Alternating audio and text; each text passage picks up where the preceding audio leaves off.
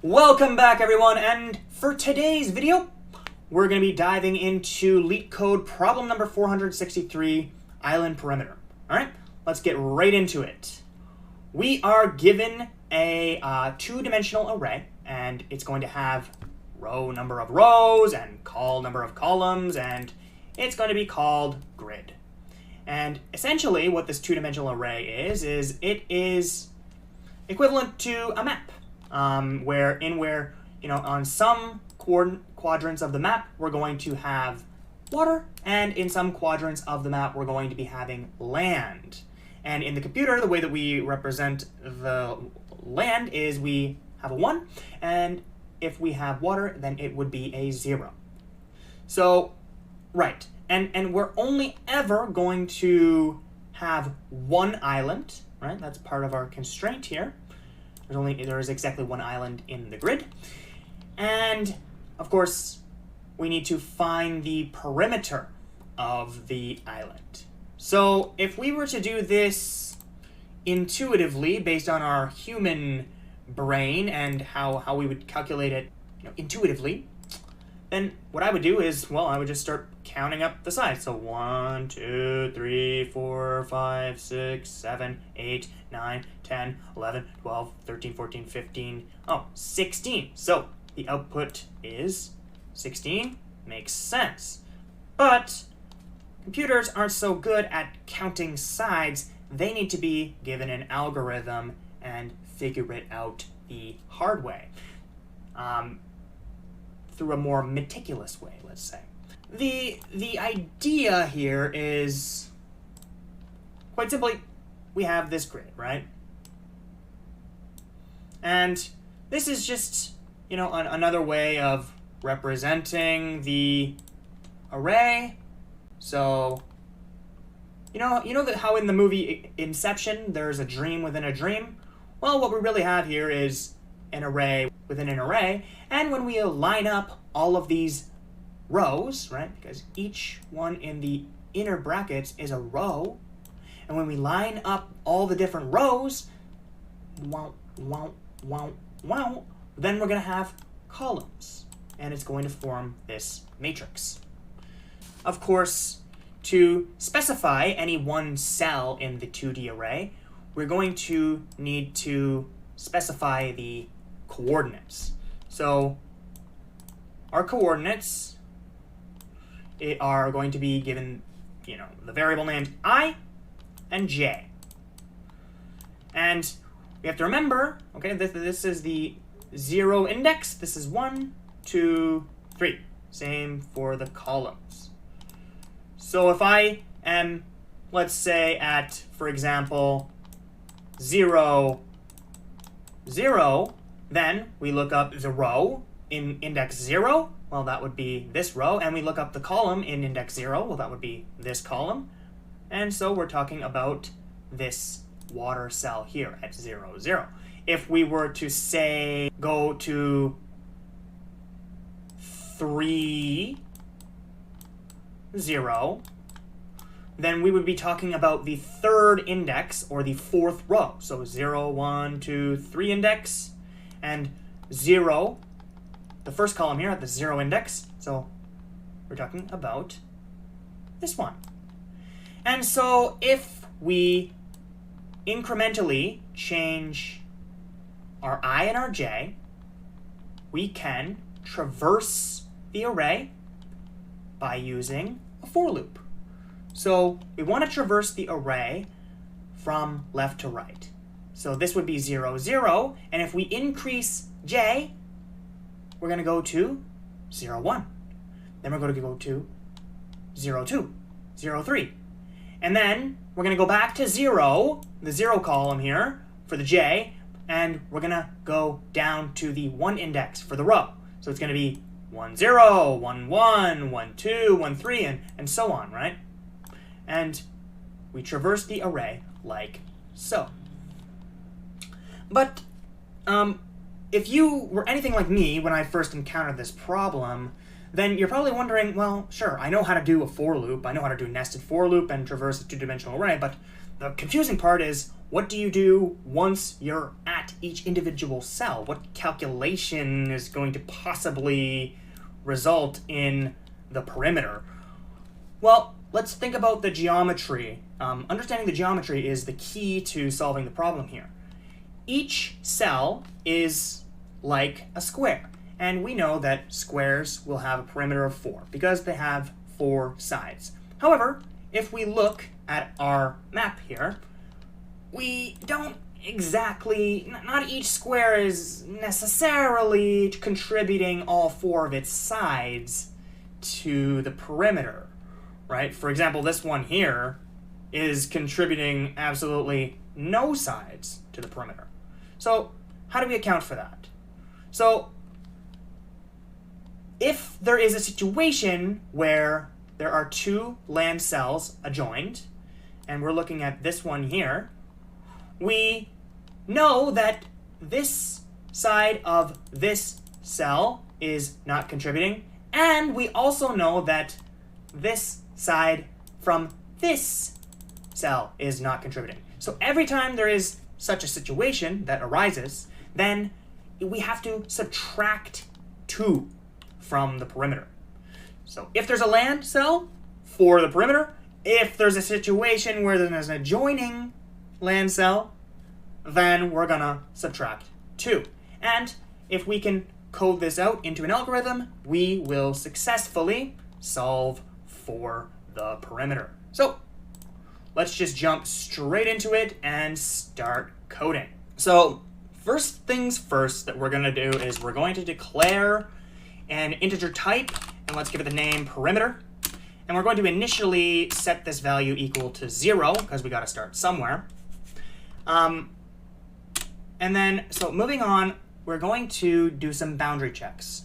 So let's just write this. If the grid is equal to null, or if the grid if the grid dot length is equal to 0, let's say, so that would mean that we don't have any rows at all, or if the grid, like the grid at row 0 column length is equal to 0, then we would want to return 0. And this just, given the constraints of the question, we shouldn't have any problem. But, there could be a situation where you want to create your own test cases. And so writing this boundary check is going to ensure that if we are given some weird input, then we're returning 0 as you would want. Moving on, let's create our way to traverse the array. So, of course, we're going to use a nested for loop. So, for an integer I equal to 0, and the loop will continue going as long as I is less than the total number of the total number of rows. And lastly, every time we go through the loop, I is going to increase by 1. And so that's going to increase our rows. And then so nested inside of the outer loop, we're going to have the inner for loop. And that's going to be about our integer type j equal to 0. J less than grid at row 0, the length of the column there. That's going to tell us the total amount of columns. And of course, yes, then we go j plus plus. We're going to incrementally increase j so that we are traversing the array. Okay, so we've created our for loops. We're ready to traverse the array. Now, every time that we go to a new cell, so like we're reading a book, right? So we start here, then here, then here, then here, then go here, then here, and here, here.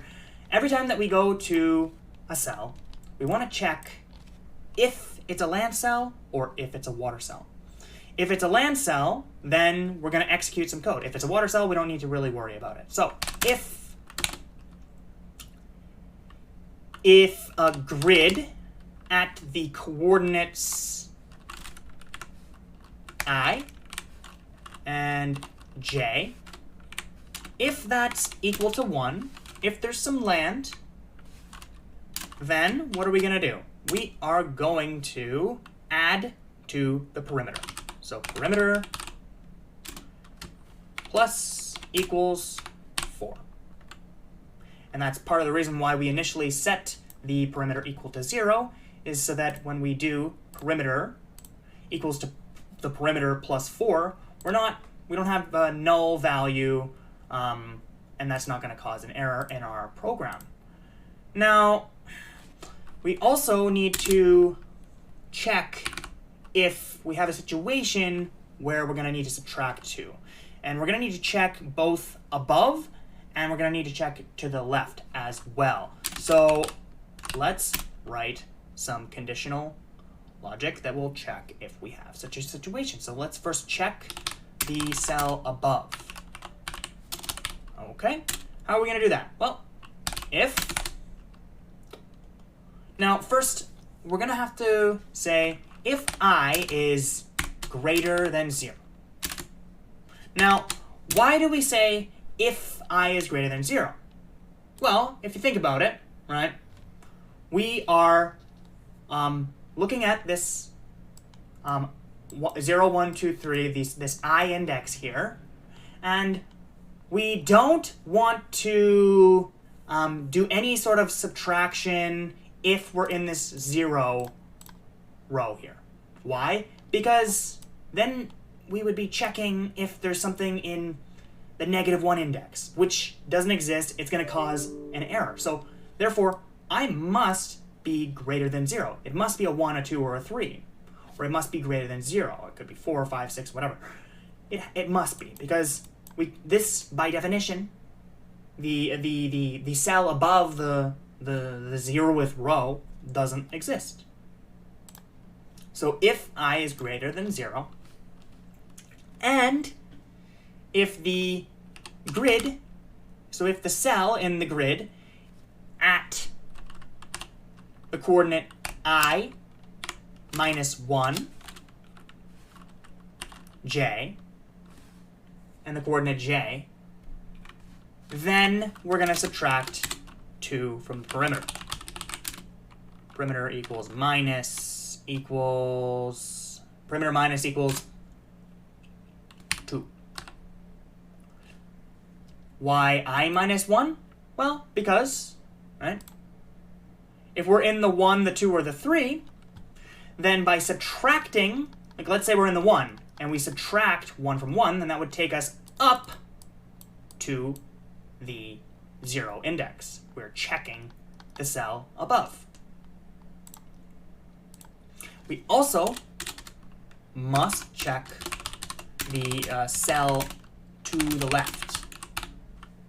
So if j is greater than 0, remember we have to include this this edge case, because what you have to think about, right, is that we're talking about in situations where we're dealing with the 0 index for j, the 0 column here. And we don't want to check for left of the leftmost column, because such a thing does not make any sense. It's kind of like if you asked me what is north of the North Pole. The question doesn't even make sense by definition. So if j is greater than 0 and the grid, so if the cell at the coordinates I and j minus 1, if we have land to the left, then the perimeter, we're going to subtract 2 from it. And we are done. So we're going to exit out of our for loop and finally return the value of perimeter. And that's it. Let's go ahead and run our code, see if everything's working out okay. Okay, I have a compile error. What is the problem here? Oh. Of course, we need to ask a question here. it's a Boolean, right? So if we're asking if it's equal to 1. If it's equal to 1. All right, let's try running that. It looks like it's all good. So let's go ahead and submit. And bada bing, bada boom, we are done. Our code was accepted. And there you have it, folks. We have successfully solved the problem. We are now done with LeetCode problem 463, Island Perimeter. Hey, thank you so much for watching. Be sure to smash that subscribe button for more coding tutorials. Until then, see you next time.